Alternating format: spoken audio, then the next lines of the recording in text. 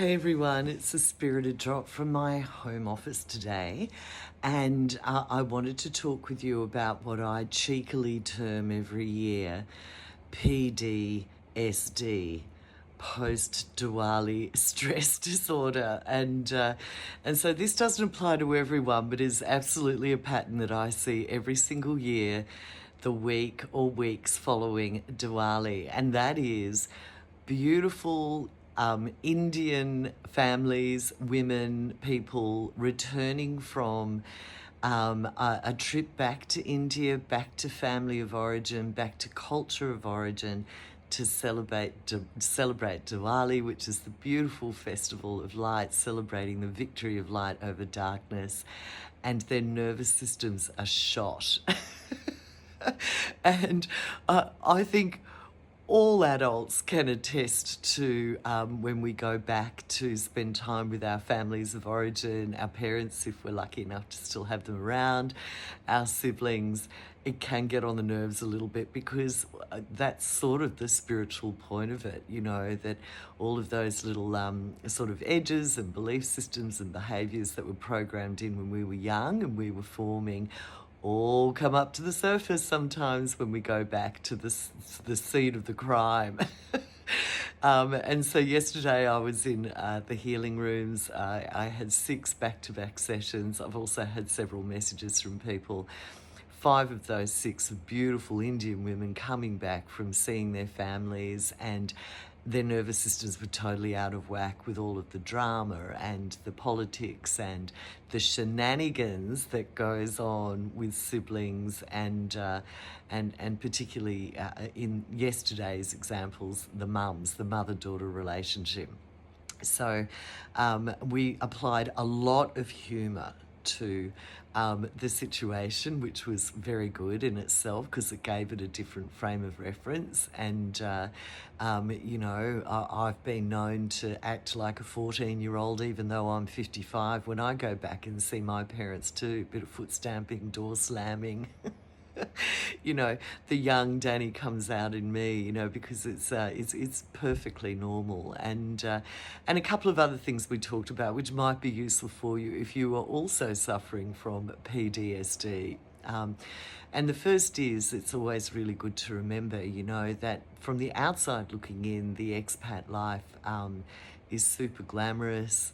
It looks very opulent. It looks very carefree, and it's just the way it appears, And there's nothing you can do about that. So, but we know as expats on the ground, we're dealing with all the same stuff. We're running our businesses. We are trying to guide our children. We're keeping our marriages on track or our relationships on track.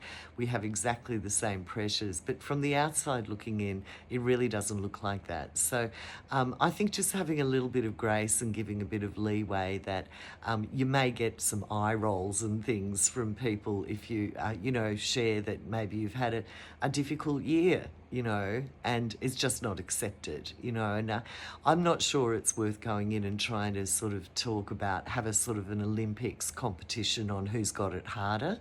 I think it's better just to be very graceful and switch the conversation over to them and see how their year's been going with the parents. Okay, so I was saying with one of my clients yesterday that we as a generation are so privileged to have grown up where introspection is normal, journaling is somewhat accepted, access to counsellors or talking stuff through, or sort of having a think about our emotions is all pretty normal. And we have conversations and we have circles and we have friendships that facilitate that. But it wasn't that long ago within our parents' generations, and I'm not just, this is just generally, generationally, where our mums particularly didn't have access to any of that. So they had to go on grit, denial, maybe a bit of numbing, and so their coping mechanisms are starkly contrasted, can be, to the way that we cope with stuff in the next generation. And it'll change again. Our children as well will be looking at our coping mechanisms and the way that we work in relationships and in family gatherings. And they'll also be saying, wow, okay, so I do it really differently.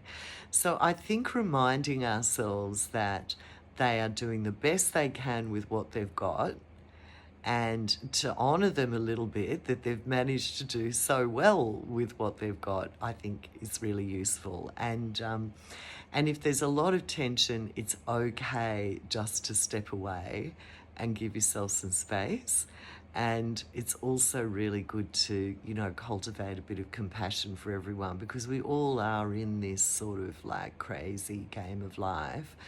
And the world is a very strange place at the moment too, and it's affecting all of us in different ways.